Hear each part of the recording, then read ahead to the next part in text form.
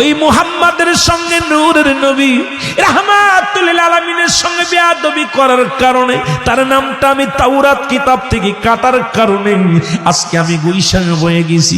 আমি তোর কাছে ক্ষমা চাই, আমাকে তুই মারিস না।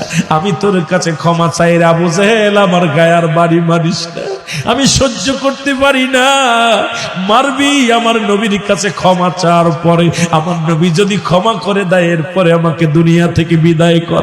একটা সুযোগ দে রাসূলের রওজা, রাসূলের কাছে যাওয়ার একটা সুযোগ করে দে। আবু জেহেল ডাক দে লোকজনের বলে, তোমরা কে কোথায় আছো, লাঠি নিয়ে আসো।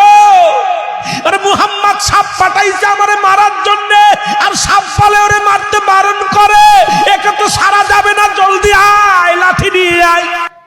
লাঠি দিয়া পিটাইয়া আবু বাদানরে কি করলেন, হারেসকে পিটাইয়া হাড্ডি গুড্ডি ভেঙে দিলেন। হারেস চোখের পানি ছেড়ে কান্দার বলে, হারেস ডাকতে বলে, আবু জেহেল রে, আর আমি সইতে পারি না,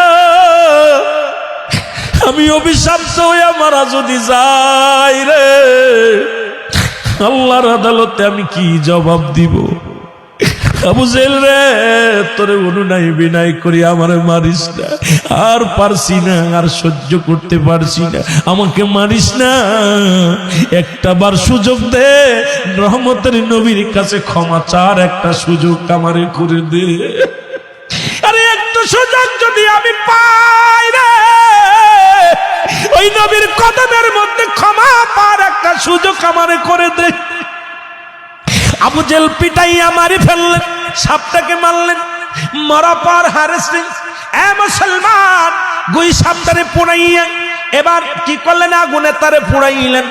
এত মারিয়া শুধু ক্ষান্ত হয় নাই, আগুন দিয়া পুড়াইয়া ছাই বানাইলেন। ছাই বানায় একটা পাতিলের মধ্যে ভরলেন। পাতিলের মধ্যে ভরিয়া কয়, মুহাম্মাদের জাদুগিরি আজকে শেষ, এবার দেখবো কেমন জাদুকার মুহাম্মদ, আজকে পরীক্ষা শুরু হয়ে যাবে। এবার সাপটারে পুড়াইয়া ছাই বানাইয়া নিয়ে একটা পাতিলের মধ্যে নিয়ে নবীজির দরবারে চলে গেলেন। ডাকতে বলে, এ মুহাম্মদ সাল্লাল্লাহু আলাইহি ওয়াসাল্লাম, ডাকতে বলে, এ মুহাম্মদ, আব্দুল্লাহর বেটা মুহাম্মদ, শোনো, আমার এই পাতিলের মধ্যে কি আছে যদি বলে দিতে পারো, আমি এক বাক্যে বলতেছি, আমি আবু জেহেল কালেমা পড়ে মুসলমান হয়ে যাব। এক বাক্যে বলতেছি, আমি একটা সেকেন্ড দেরি করব না, কালেমা পড়ে মুসলমান হয়ে যাব। এবার বাজান রে, আমার নবী ডাক দে কয়, চাচা আবু জাহেল শোনো,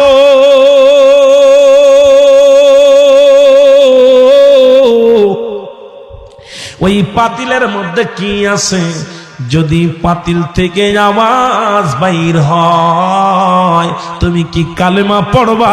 কয়, বাবা তুই কি বলিস, তাহলে তার কোনো কথাই নাই।